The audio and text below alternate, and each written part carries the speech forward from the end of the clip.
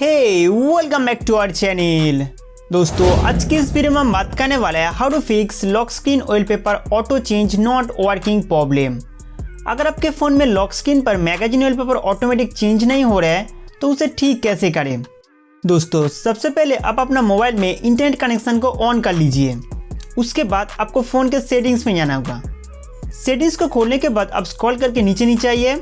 Next app management पे tap करना है। उसके बाद ऐप लिस्ट को ओपन करना होगा। ऐप लिस्ट को खोलते ही यहाँ पर आपको सर्च बार देखने को मिलेगा। इस पर क्लिक करके फाइंड करना है मैगजीन। फिर आपके सामने लॉक स्क्रीन मैगजीन ऐप चला आएगा। मैगजीन ऐप सेटिंग्स को ओपन करके इसका जो लेटेस्ट वर्जन है उसे अनइंस्टॉल करना पड़ेगा। लेटेस्ट वर्जन को अनइंस्टॉल करने के लिए ये पे जो दो डॉटेड लाइन दिख रहा है इस पर क्लिक करके आप इसका अपडेट को अनइंस्टॉल कर सकते हैं।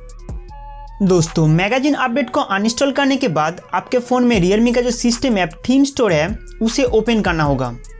उसके बाद यहाँ पर लॉक स्क्रीन मैगजीन के लिए कुछ इंपॉर्टेंट सेटिंग्स इनेबल करना है ताकि आपके फ़ोन में lock screen wallpaper automatic change होते रहे। तो सबसे पहले यहाँ पे मी पे टैप करना है। उसके बाद थीम सेटिंग्स में जाना होगा। थीम सेटिंग्स को ओपन करने के बाद लॉक स्क्रीन मैगजीन पर टैप करके इसे अपडेट कर लेना है। यहाँ पे अपडेट सक्सेसफुल होते ही लॉक स्क्रीन मैगजीन सेटिंग्स को ओपन करके इसे इनेबल कर दीजिए।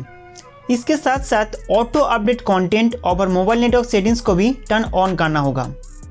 दोस्तों इन दोनों ऑप्शन को इनेबल करने के बाद बैक आइए। नेक्स्ट मैगजीन पे टैप करना है।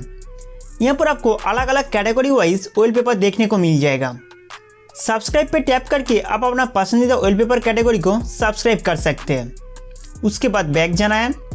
फिर यहाँ से डेली मैगजीन या फिर किसी भी वॉलपेपर पर क्लिक करके सेट लॉक स्क्रीन करना होगा। दोस्तों अब मैं आपको स्क्रीन लॉक करके दिखा देता हूँ हर बार ये वॉलपेपर चेंज हो रहा है कि नहीं। तो जैसे कि आप देख सकते हैं एवरी टाइम स्क्रीन लॉक करने से वॉलपेपर बदल रहा है और आपका जो समस्या था वो भी सॉल्व हो चुका है। उम्मीद करता हूँ कि ये वीडियो आपके लिए बहुत हेल्पफुल था। तो हमारे वीडियो देखने के लिए आपको बहुत बहुत शुक्रिया।